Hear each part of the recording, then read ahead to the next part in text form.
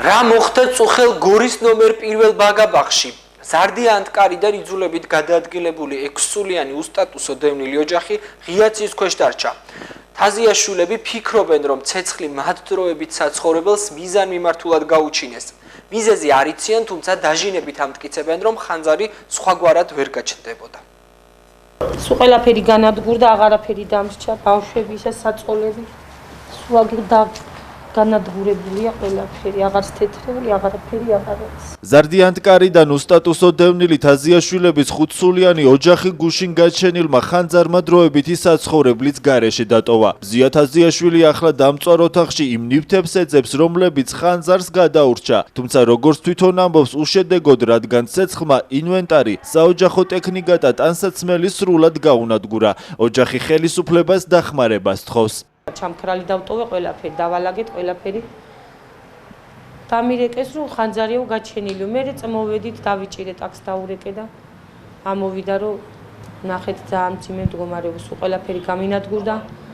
აღარაფერი აღარ დამრჩა, რაც კი შევიძინე თუ ქონდა, აღარაფერი აღარც საწოლი, აღარც ბავშვების ტანსაცმელი, რა ვიცი, თუ კი რამე იყოს, ყველაფერი განადგურდა. თვითმხილველების ინფორმაციით ხანძარი შენობაში ღამის 3 საათზე გაჩნდა. იმ დროს, როდესაც თაზიაშვილები დროებით საცხოვრებელში არ იმყოფებოდნენ. ოჯახის წევრები ამბობენ, რომ ცეცხლი მათ ოთახს მიზანმიმართულად გაუჩინეს, თუმცა ვინ და რატომ არ იციან. მომხდართან დაკავშირებით გამოძიება დაიწყო.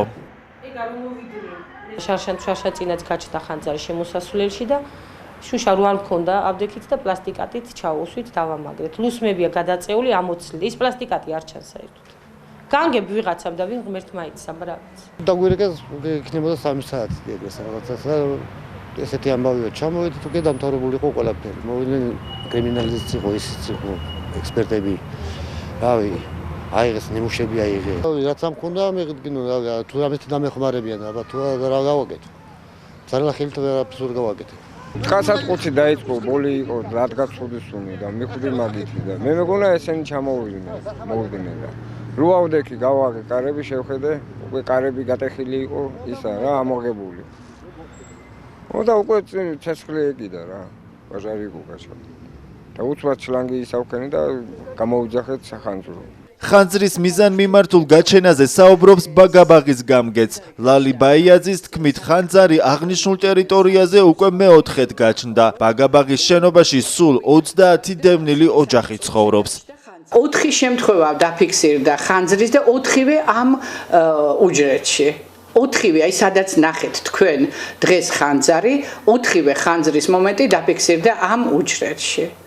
აი ჩემთვის ეს ცოტა საკმაოდ გამოსაკვლევი სიტუაცია.